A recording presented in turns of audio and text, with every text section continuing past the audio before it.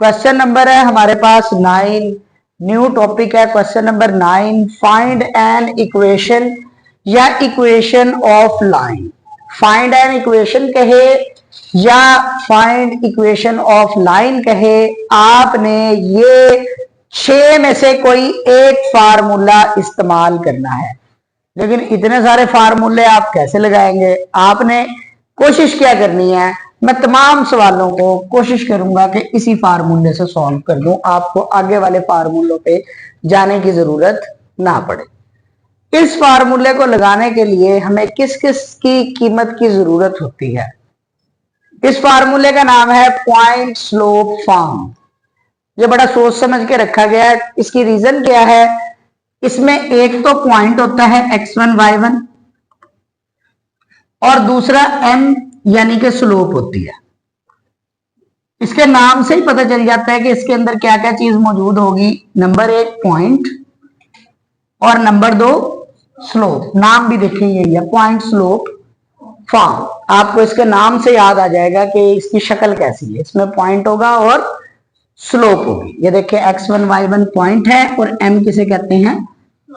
इस फार्मूले को लगाने के लिए भी हमें 2 चीजों की ही जरूरत होती है। नंबर 1 स्लोप की और नंबर 2 पॉइंट की। ठीक है, जब भी आपको वो इक्वेशन ऑफ लाइन निकालने का कहेगा, आपने 2 चीजें क्वेश्चन में देखनी है। Number 1 slope, number 2 point.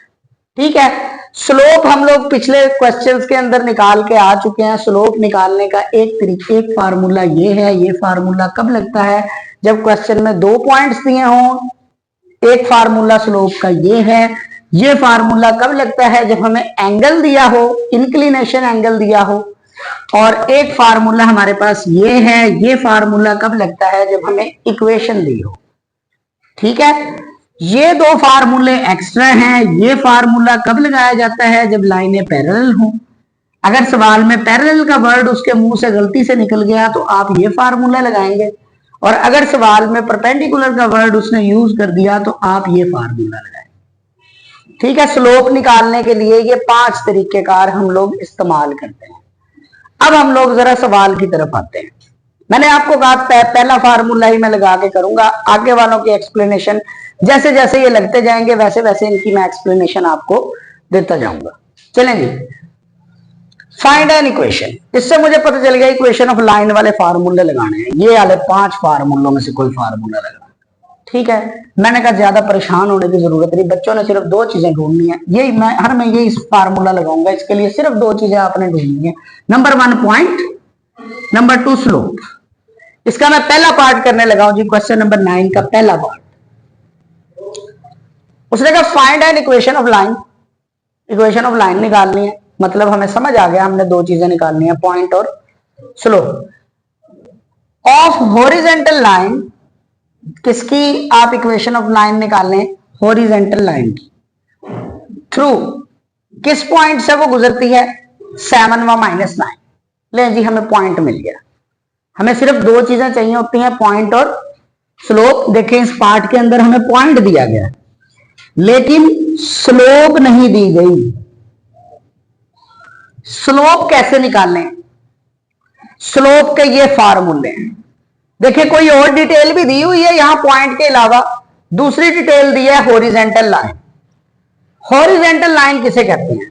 Horizontal line कहते हैं एक्स एक्सिस वाली लाइन। ऐसी लाइन जो एक्स एक्सिस के ऊपर हो, इसको कहा जाता है हॉरिजॉन्टल लाइन। अब आप हॉरिजॉन्टल लाइन के बारे में कुछ नहीं भी जानते हो तो एक चीज जानते हैं कि हॉरिजॉन्टल लाइन का एंगल जो होता है वो कितना डिग्री होता है? हॉरिजॉन्टल लाइन का एंगल होता है 0 डिग्री। हॉरिजॉन्टल लाइन बिल्कुल एक्स एक्सिस के ऊपर होती है। जो ये बिल्कुल ऐसे एक्स एक्सिस के ऊपर चिपकी हुई है तो लिहाजा इसका एंगल होगा 0 डिग्री। इस लाइन की मैं बात कर रहा हूं, आप कहीं और देख रहे हैं। इसके ऊपर ये बिल्कुल लेटी पड़ी है हॉरिजॉन्टल लाइन। जब लाइन बिल्कुल ऐसे आके ऊपर चिपक जाए तो इसका मतलब ये होता है कि उनके दरमियान कोई एंगल यानी कि 0 डिग्री एंगल है। जैसे जैसे ये उठना शुरू होगी वैसे वैसे एंगल बनना शुरू होगा। दूसरी मालूमात थी हॉरिजॉन्टल लाइन। हॉरिजॉन्टल लाइन पे एंगल है 0 डिग्री, तो आप यहां कहेंगे this line making angle, making inclination angle, inclination angle होता है एक्स एक्सिस के साथ 0 डिग्री। देखिए क्या आप स्लोप निकाल सकते हैं एंगल की मदद से? स्लोप के ये 5 फार्मूले हैं, अगर एंगल दिया हो तो ये फार्मूला लगता है, ठीक है। तो आप ये फार्मूला लगाएंगे, m is equal to tangent alpha, और अल्फा की जगह लगेगा 0 डिग्री, और टेंजेंट 0 कितना होता है हमारे पास 0। ले जी आपके पास स्लोप भी आ गई, आपके पास पॉइंट भी आ गया, ठीक है। इसको हम कहेंगे x1 y1, पॉइंट को लगाएं फार्मूला इक्वेशन ऑफ लाइन का। दो चीजें जैसे ही आपके पास आ जाएंगी, स्लोप और पॉइंट, आपने इक्वेशन ऑफ लाइन का फार्मूला लगा लेना है, ठीक है। इक्वेशन ऑफ लाइन का ये formula y minus y1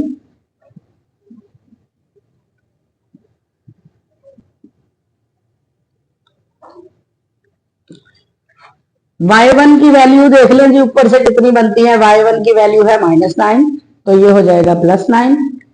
m की वैल्यू है 0,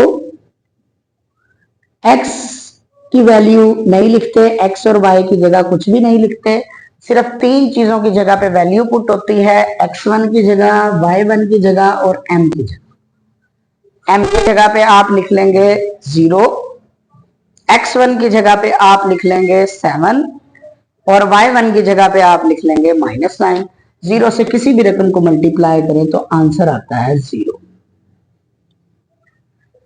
ठीक है जी। आपने जब भी इक्वेशन ऑफ लाइन का सवाल सुनना है, बस आपने दो चीजें ढूंढनी है, पॉइंट और स्लोप। पॉइंट हमें मिल गया था, स्लोप कहां से लाएं? इस इंफॉर्मेशन, कोई और इंफॉर्मेशन दी हुई है, दी हुई है हॉरिजॉन्टल लाइन। हॉरिजॉन्टल लाइन से स्लोप कैसे निकलेगी? हॉरिजॉन्टल लाइन हमें पता है कि एंगल कितना बनाती है 0 डिग्री। एंगल दिया हो तो स्लोप निकालने का ये फार्मूला होता है, स्लोप निकल आई, स्लोप भी आ गई, पॉइंट भी आ गया, फार्मूला लगाएंगे आप। किसी बच्चे का कोई क्वेश्चन है तो फिर पूछ लें, अगर नहीं है तो फिर हम आगे चलते हैं। चलें बी पार्ट। बी पार्ट में है जी 9 का बी पार्ट। उसने कहा था vertical line through the point -5/3, find an equation. Equation का मतलब मैं समझ जाऊंगा कि मैंने इक्वेशन ऑफ लाइन निकालनी है। इक्वेशन ऑफ लाइन के इतने सारे फार्मूले कौन याद करे, आप सिर्फ पहला ही लगाएं और जान छुटाएं।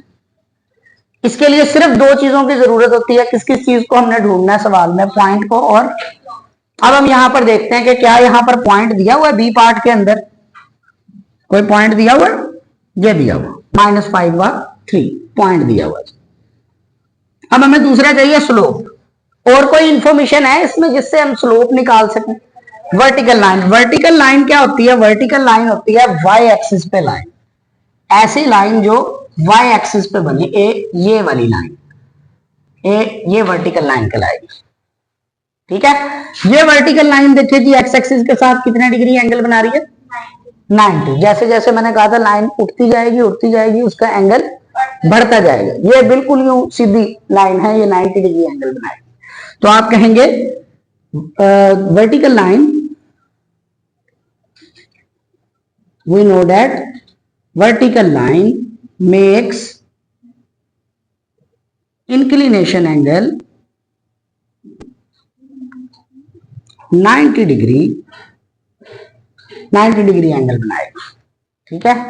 तो आप फार्मूला लगाएं स्लोप का। कौन सा लगेगा? स्लोप चाहिए हमें। स्लोप के लिए ये 5 फार्मूले हमने पढ़े। एंगल है हमारे पास, तो हम इसमें ये एंगल वाला फार्मूला यूज करेंगे स्लोप निकालने के लिए। m is equal to tangent 90 degree. Tangent 90 होता है इन्फिनिटी, ठीक है। लगाएं फार्मूला इक्वेशन ऑफ लाइन का। स्लोप भी आ गई, पॉइंट भी आ गया। स्लोप और पॉइंट आ जाए तो ये फार्मूला लगाएंगे। Required equation of line, formula लगाएं y minus y1 m into x minus x1। सिर्फ 3 चीजों की वैल्यू पुट होगी, x1 की, y1 की और m की। m की जगह हम पुट कर लेंगे इंफिनिटी। x माइनस पॉइंट जो होता है इसको कहा जाता है x1 y1। x1 की वैल्यू है -5 तो ये हो जाएगा +5 और y1 की वैल्यू है 3। इन्फिनिटी को हम लिख सकते हैं 1/0। 0 यहां पे डिवाइड हो रहा है, उधर जाकर जब जैसे इसको वहां पर मल्टीप्लाई करेंगे ये सारी रकम को क्या कर देगा, ये हमारे पास x + 5 = 0। ये आंसर आ गया। इसके बाद है जी सी पार्ट हमारे पास। देखें अगर किसी का कोई सवाल। अगला सवाल है जी नेक्स्ट हमारे पास, line bisecting first and third quadrant. ये सॉल्व करेंगे। Line bisecting first and third quadrant, इसको समझते हैं जी हम कि कैसे करेंगे। जो लाइन फर्स्ट और थर्ड क्वाड्रेंट को बाइसेक्ट करती है बेटा, जो लाइन फर्स्ट और थर्ड क्वाड्रेंट को बाइसेक्ट करती है, हम जानते हैं कि ये फर्स्ट क्वाड्रेंट होता है, ये सेकंड होता है, ये थर्ड होता है और ये फोर्थ होता है। अब ना यहां पॉइंट दिया हुआ है ना यहां पे स्लोप दी हुई है, तो हम कैसे निकालें? उसने कहा ऐसी लाइन निकालें जो पहले और तीसरे क्वाड्रेंट को बाइसेक्ट करे, यानी दो बराबर हिस्सों में काटे। ये मैंने लाइन बनाई जिसने पहले क्वाड्रेंट को और तीसरे क्वाड्रेंट को बराबर हिस्सों में काटा है। ठीक है, उसने कहा line bisecting first and third quadrant. आप फर्स्ट क्वाड्रेंट बनाए, थर्ड क्वाड्रेंट बनाए, उसे बीच में से ऐसे काट दें। ये लाइन हमने मालूम कर ली। क्या इस लाइन के बारे में आपको, बस हमें क्या चाहिए, पॉइंट और स्लोप। क्या इस लाइन के बारे में आपको पता चल रहा है कि ये लाइन किस पॉइंट में से गुजर रही है? 0 ओरिजिन में से 0 0। ठीक है, इस लाइन को देख के आपको पता चल जाएगा कि ये किस पॉइंट में से गुजरेगी। नहीं जी, पॉइंट आ गया। देखें इसी इंफॉर्मेशन से हमें पता चलता है। ठीक है, पॉइंट हमारे पास आ गया 0 0। अब हमें चाहिए जी स्लोप। स्लोप के लिए हमने पिछले क्वेश्चन में सीखा है कि अगर हमें एंगल भी मिल जाए तो बात बन जाती है। तो हम इसका एंगल ही तलाश करते हैं। इस लाइन का पूरा एंगल होता है 90, क्योंकि इसने आधा काटा है। बाइसेक्टिंग का मतलब होता है बराबर हिस्सों में काटना।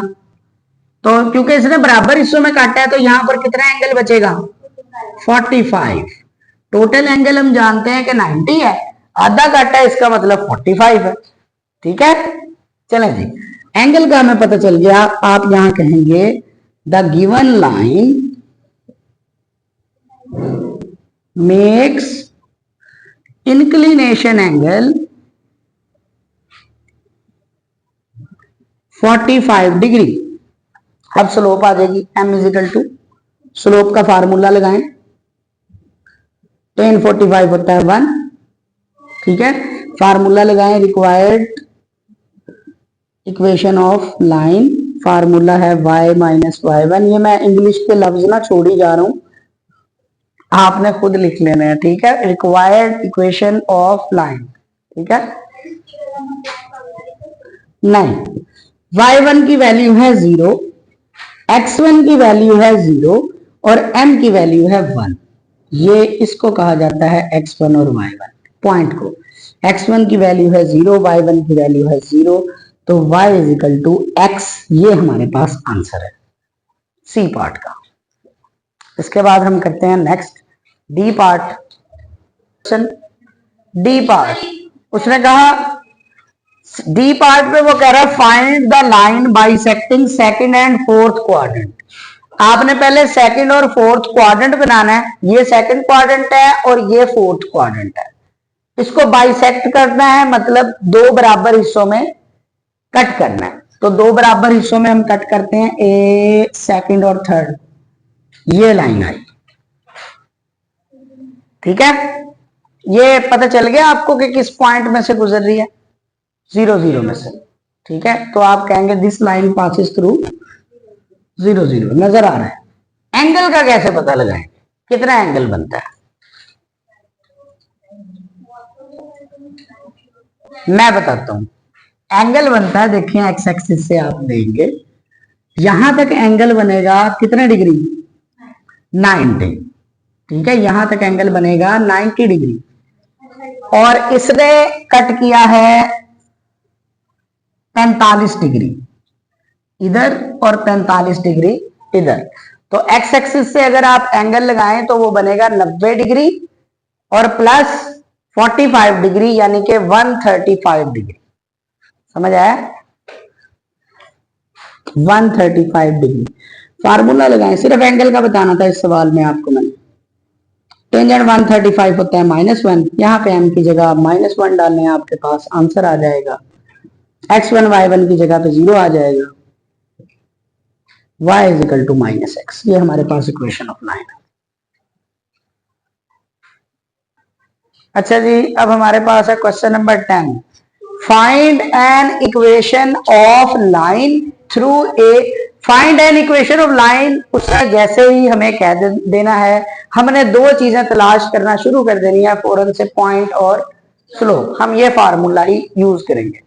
अब हम इसका ए पार्ट देखते हैं कि क्या पॉइंट और स्लोप दी हुई है। साफ साफ लफ्जों में कहा हुआ है, ये पॉइंट दिया हुआ है, छोटी ब्रैकेट में जो होता है वो पॉइंट होता है, और ये स्लोप है। तो हमारे पास पॉइंट भी है और स्लोप भी है। 10वें का ए पार्ट, स्लोप सीधी सीधी, हमें कोई फार्मूला लगाने की जरूरत है, डायरेक्ट ये फार्मूला लगाएं। Equation of line, required equation of line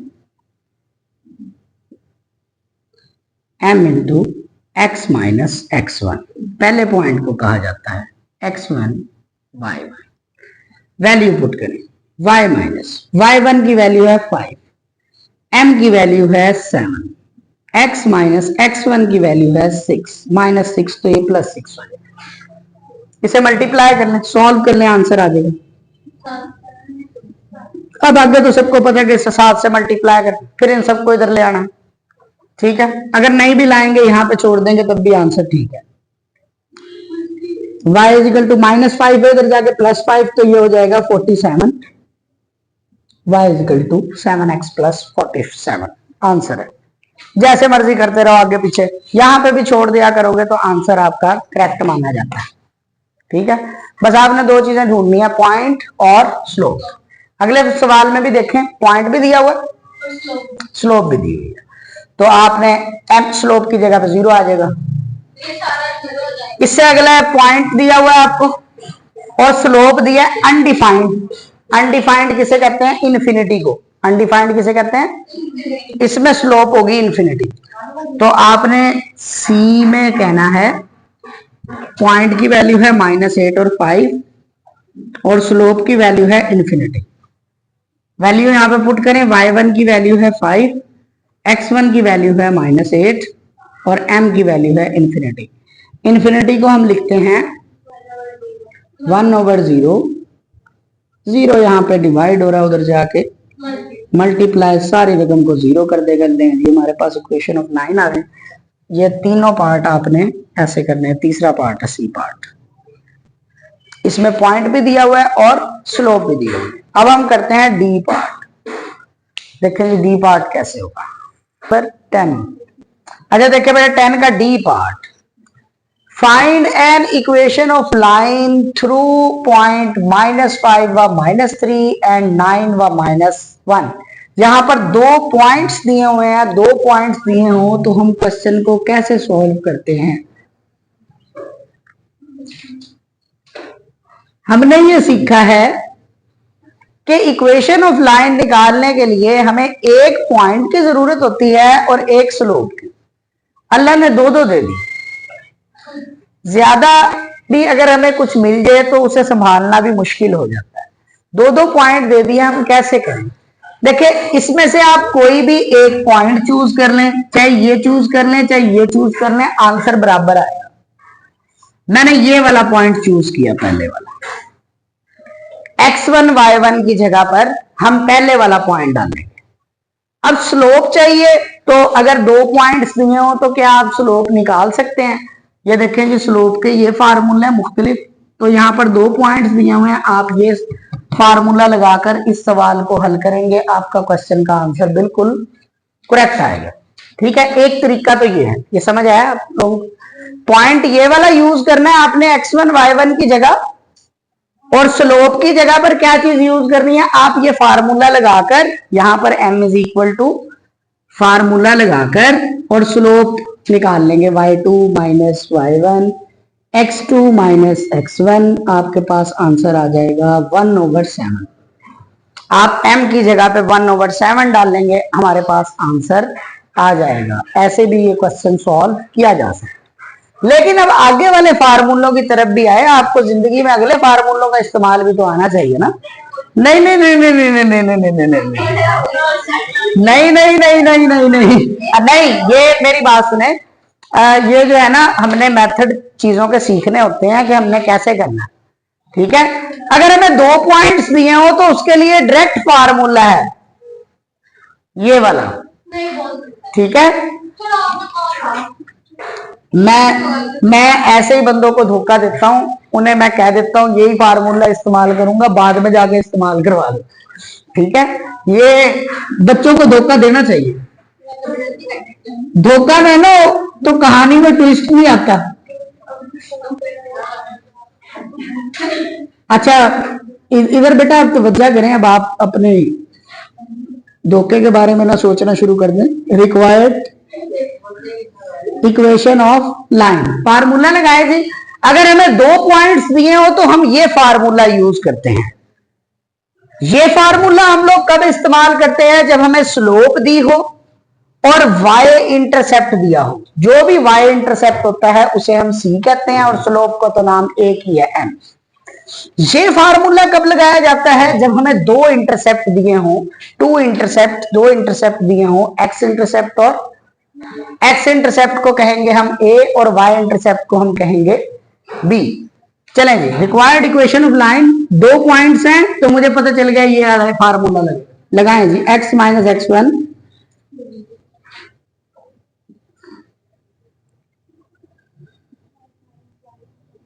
value put करें, x माइनस x1 की वैल्यू, x2 की वैल्यू 9, x1 की +5, y1 की, x और y की जगह कीमत नहीं डाली जाती, बाकी सबकी जगह डालते हैं। y1 की कीमत -3, y2 की कीमत -1, y1 की कीमत +3। ये मेरे पास आंसर आ गया x + 5/14, और यहां आ गया y + 3/2। मजीद अगर इसे सिंप्लीफाई करना चाहते हैं तो कर लें, अगर नहीं भी सिंप्लीफाई करना चाहते तो कोई मसले वाली बात नहीं है। 14 यहाँ पे डिवाइड हो रहा है, ये उधर जाके मल्टीप्लाई हो जाएगा, 2 यहाँ डिवाइड हो रहा है, उधर जाकर मल्टीप्लाई हो जाएगा। सिंप्लीफाई करना चाहते कर ले, नहीं करना चाहते तो यहाँ तक भी आंसर करेक्ट माना जाएगा। हाँ जी, देखे बेटा, ई पार्ट है, उसने कहा find the equation of line. अगर y इंटरसेप्ट हो हमारे पास -7 एंड स्लोप हो हमारे पास -4। देखिए, हमें स्लोप दी हुई है यानी कि m की कीमत दी हुई है, और y इंटरसेप्ट दिया हुआ है -7। ठीक है, अच्छा यहां पर हम देखते हैं कि स्लोप और y इंटरसेप्ट वाला कोई फार्मूला है जिसमें स्लोप और y इंटरसेप्ट का जिक्र हो। स्लोप और y इंटरसेप्ट, स्लोप कहा जाता है m को, यानी कि m की कीमत है -4, और y इंटरसेप्ट कहा जाता है c को इस फार्मूले के मुताबिक। ठीक है, y इंटरसेप्ट यानी c की वैल्यू आपको उसने कितने दी है? -7।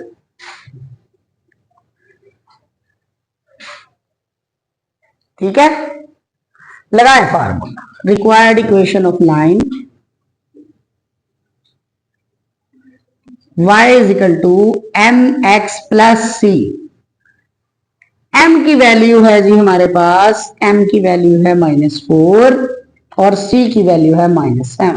सॉल्व हो गया। दूसरे तरीके से भी इसी क्वेश्चन को मैं बताता हूं। पहले फार्मूले से वादा किया था ना आपसे कि पहले फार्मूले से सारे सवाल हल करके दिखाऊंगा। ये देखें, पहले फार्मूले को भी देख लेते हैं हम लोग। अगर आप पहले फार्मूले से करना चाहें तो कैसे होगा? हमें चाहिए भाई स्लोप और दूसरा हमें चाहिए पॉइंट।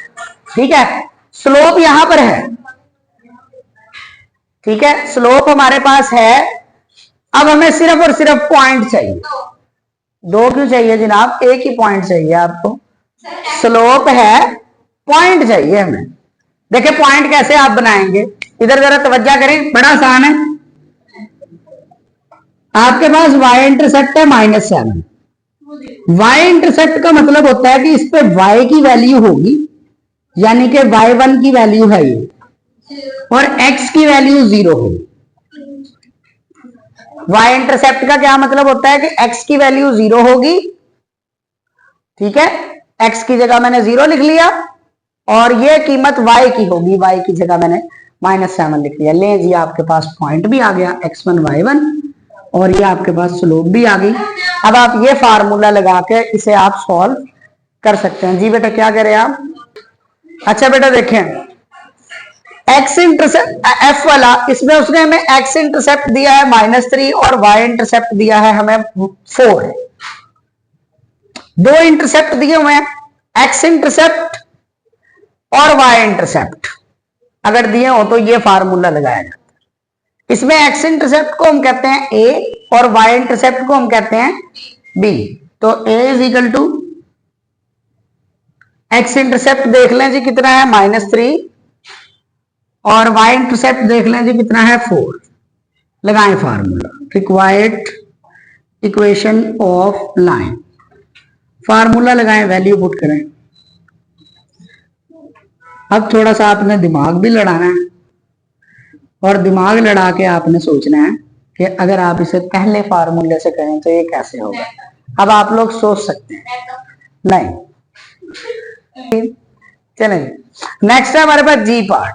उसने कहा x इंटरसेप्ट है जी -9 और स्लोप है -4। अब यहां पर हम देख लेते हैं कि कोई ऐसा फार्मूला है जिसमें x इंटरसेप्ट और स्लोप का इस्तेमाल होता हो।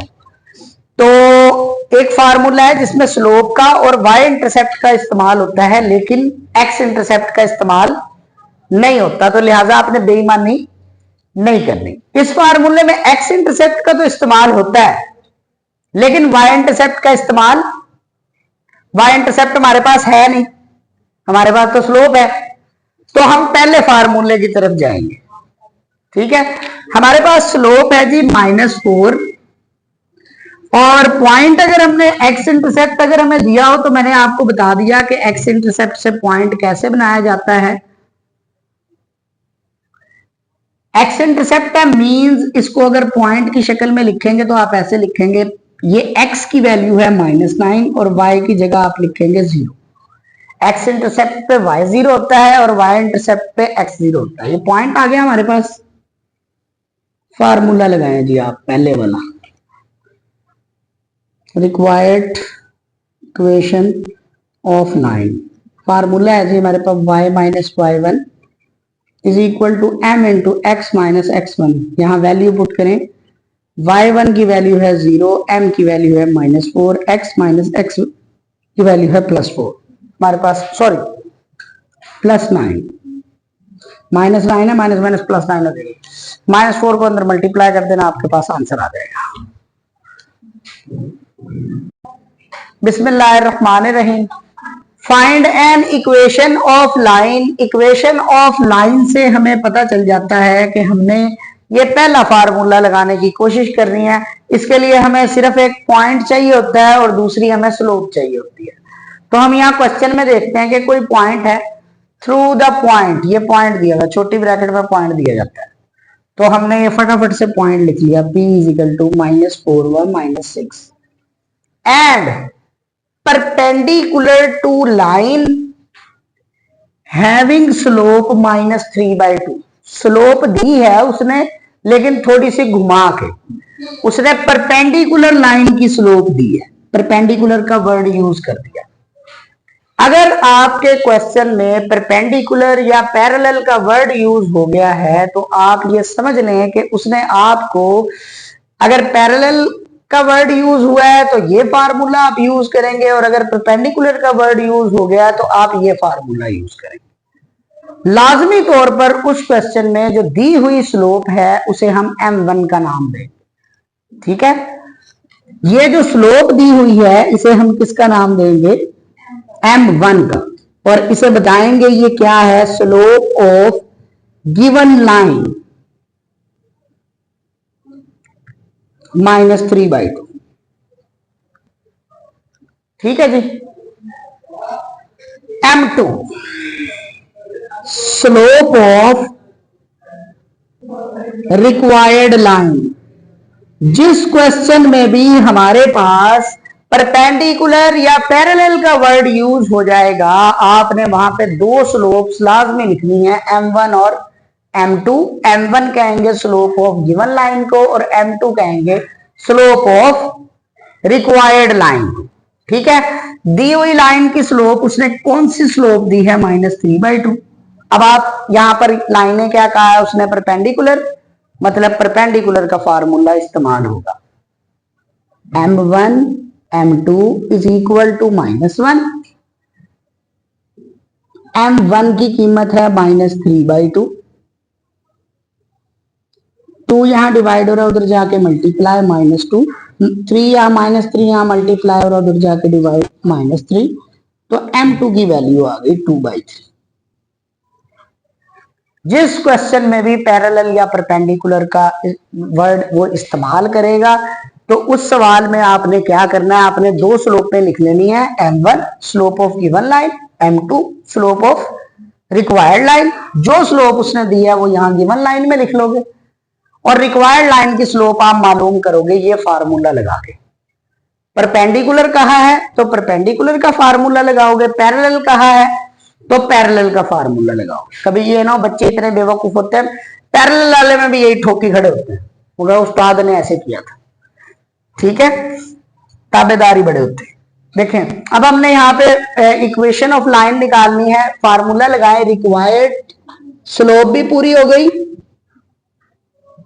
इक्वेशन ऑफ लाइन, ये फार्मूला है जी। लेकिन इस फार्मूले में ना आपने थोड़ी सी चेंजिंग करनी है। यहां पे आपने स्लोप m नहीं लिखनी, यहां पे आपने लिखनी है स्लोप m2। क्यों, रिक्वायर्ड लाइन की स्लोप का नाम अब m नहीं रहा, आपने उसे मेंशन कर दिया कि जो भी रिक्वायर्ड लाइन होगी उसकी स्लोप मैं क्या कहूंगा, m2, तो आप यहां m2 लिखेंगे, ठीक है। वैल्यू पुट कर दें जी, y माइनस y1 की वैल्यू है वैसे ही होना +6 और x माइनस x1 की वैल्यू है +4 और m2 की वैल्यू है 2/3। हमारे पास आंसर है जी। Question number 14, find an equation of line.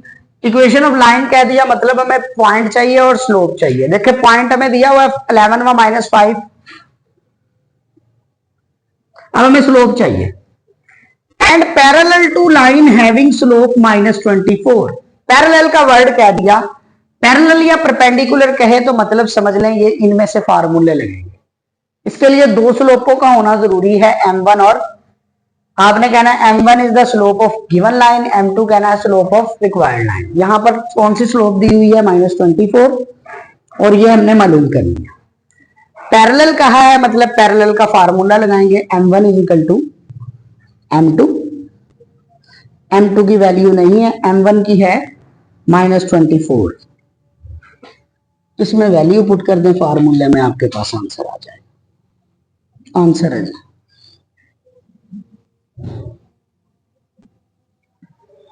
Note करना। अच्छा जी, बिस्मिल्लाहिर्रहमानिर्रहीम। Convert each of the following, question number 21, convert each of the following. Number 1, slope intercept form. इन तमाम इक्वेशंस को इन शक्लों में चेंज करें। नंबर 1 कौन सी शक्ल है, स्लोप इंटरसेप्ट फॉर्म। नंबर 2 कौन सी शक्ल है, 2 इंटरसेप्ट फॉर्म। नंबर 3 कौन सी शक्ल है, नॉर्मल फॉर्म। सबसे पहले तो हमें यह पता होना चाहिए स्लोप इंटरसेप्ट फॉर्म होती क्या है, क्या फार्मूला है इसका। देखिए बेटा, स्लोप इंटरसेप्ट फॉर्म होती क्या है, हम यहां से देखते हैं जी। स्लोप इंटरसेप्ट फॉर्म का फार्मूला क्या है? फार्मूला है जी y is equal to m x plus c. y is equal to m x plus c, यानी हमने ये वाली फॉर्म बनानी है पहले पार्ट को करने के लिए। इस फॉर्म में है क्या ऐसा, y वाली रकम एक साइड पे है, बाकी की रकम एक साइड पे है। अगर आप इसे गौर से देखें तो यहां पे है, हो क्या रहा है असल में कि y वाली रकम एक साइड पे है और बाकी की रकम, तो हम यही करते हैं, y वाली रकम को एक साइड पे करते हैं, -4y इसे एक साइड पे लिख लें आप, बाकी की इन दोनों रकमों को आप एक साइड पे लिख लें।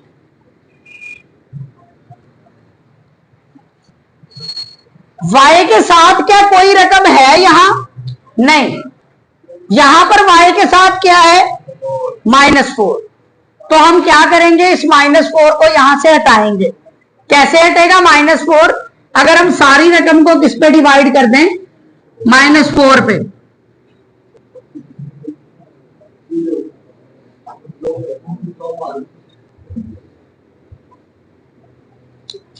ये हो जाएगा y is equal to minus minus plus, 2 1 जा 2, 2 2 जा 4, minus minus plus 11/4।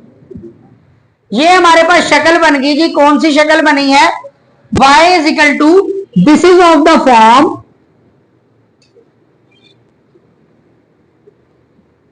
y is equal to m x plus सी।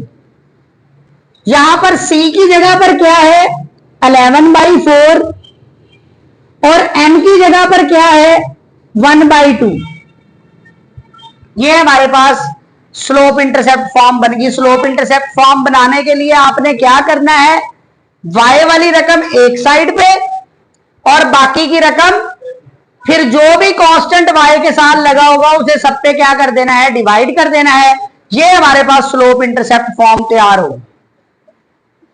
इसके बाद नेक्स्ट हमने करना है जी, उसने कहा write two intercept form. Convert each of the following into intercept form. आप टू इंटरसेप्ट फॉर्म का फार्मूला देखें, यहां पर कौन सा है? टू इंटरसेप्ट फॉर्म का फार्मूला ये है जी। फार्मूला टू इंटरसेप्ट फॉर्म का, x/a y/b is equal to 1, यानी ये फार्मूला बनाए। सवाल लिख रहा हूं जी, 2x, हाँ जी बेटा,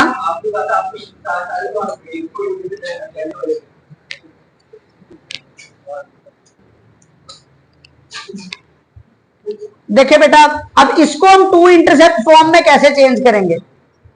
टू इंटरसेप्ट फॉर्म में ना क्या होता है, टू इंटरसेप्ट फॉर्म में ये होता है कि x और y वाली रकम एक साइड पे होती है और कांस्टेंट वाली रकम, तो हम यहां पर यही करते हैं, x और y वाली रकम एक साइड पर और कांस्टेंट को दूसरी साइड। +11 है उधर जाकर, आप इसकी शक्ल से आपको पता चल जाएगा, ठीक है। अच्छा, अब यहां पर क्या होना चाहिए जी? 1 होना चाहिए। कांस्टेंट वाली साइड पे क्या होना चाहिए? 1। तो 1 बनाने के लिए जो भी नंबर यहां लिखा होगा आपने सब पे उसे डिवाइड कर देना है। -11 को सब पे डिवाइड कर देना, यहां पे 1 बनाना है हमने। और ये फार्मूला ऐसे कह रहा है, फार्मूला कहता है पहले एक्स वाई वाली रकम अलग, कांस्टेंट अलग, फिर इधर 1 होना चाहिए, तो फिर सब पे डिवाइड।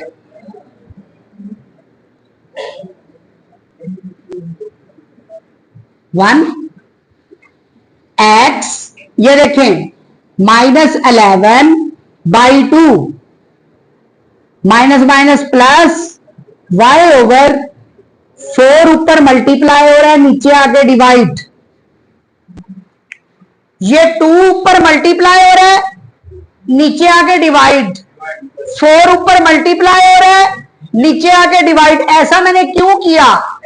जो भी कांस्टेंट हो वो x के नीचे होना चाहिए, x के साथ। तो ये x के साथ 2 था, साथ नहीं होना चाहिए ये 2 नीचे होना चाहिए। इसलिए जब आप इस 2 को नीचे लेके आएंगे तो नीचे आके ये बन जाएगा -11/, ऊपर ये 2 मल्टीप्लाई हो रहा है, नीचे आके ये 2 बन गई form. This is of the form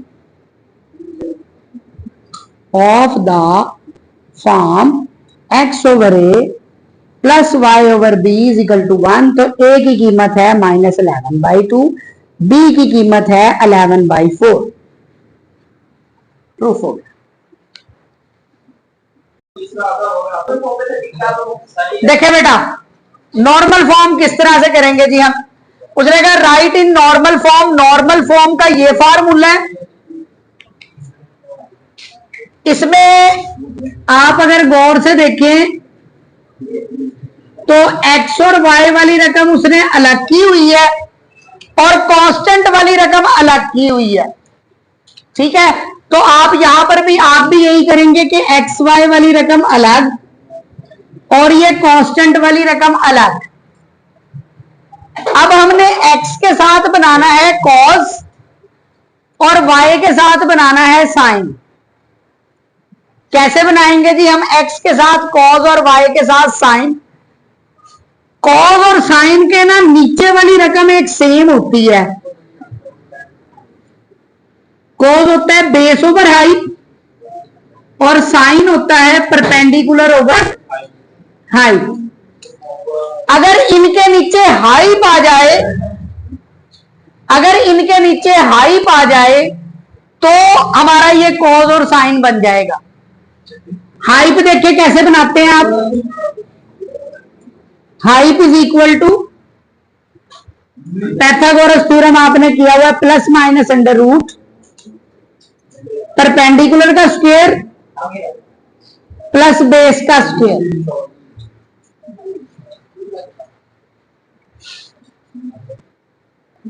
अच्छा ये देखिए, आपको ना नीचे ना हाइप चाहिए। नॉर्मल फॉर्म बनाने के लिए हमें नीचे हाइप चाहिए होता है। हाइप का फार्मूला क्या होता है, प्लस माइनस अंडर रूट पहली रकम का स्क्वायर प्लस दूसरी रकम का स्क्वायर। ये क्या बनता है 16 plus 4 plus minus under root 20। अब आपने ना सारी रकम को अंडर रूट 20 पे डिवाइड करना है, लेकिन प्लस अंडर रूट 20 पे डिवाइड करें या माइनस अंडर रूट 20 पे डिवाइड करें, ये बड़ा अहम है। अगर ये कांस्टेंट नेगेटिव है तो आपने माइनस अंडर रूट 20 पे डिवाइड करना है। अगर ये कांस्टेंट पॉजिटिव है तो आपने प्लस अंडर रूट 20 पे डिवाइड करना है। ठीक है, ऐसा क्यों? क्योंकि p है डिस्टेंस और डिस्टेंस हमेशा क्या होता है पॉजिटिव। सोचे ये नेगेटिव पॉजिटिव कैसे होगा। अगर इसे मैं नेगेटिव वाले नंबर पे डिवाइड कर दूं तो ये नेगेटिव नेगेटिव क्या हो जाएगा पॉजिटिव। अगर ये कांस्टेंट नेगेटिव हो तो आपने माइनस अंडर रूट 20 पे डिवाइड करना है। अगर ये कांस्टेंट पॉजिटिव हो तो आपने प्लस अंडर रूट 20 पे डिवाइड करना है। माइनस अंडर रूट 20 पे डिवाइड करेंगे, dividing by minus under root 20 on both side. Minus under root 20 पे डिवाइड करें, आपके पास क्या आंसर आएगा?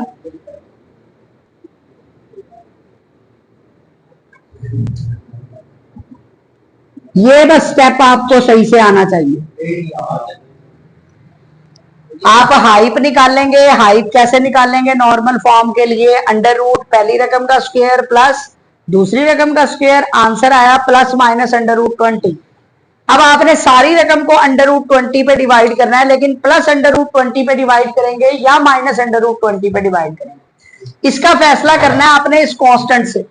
अगर ये कांस्टेंट नेगेटिव है तो आपने माइनस अंडर रूट 20 पे डिवाइड करना है। अगर ये कांस्टेंट पॉजिटिव है तो आपने प्लस अंडर रूट 20 पे डिवाइड करना है। कट करें जी, क्या आंसर आया?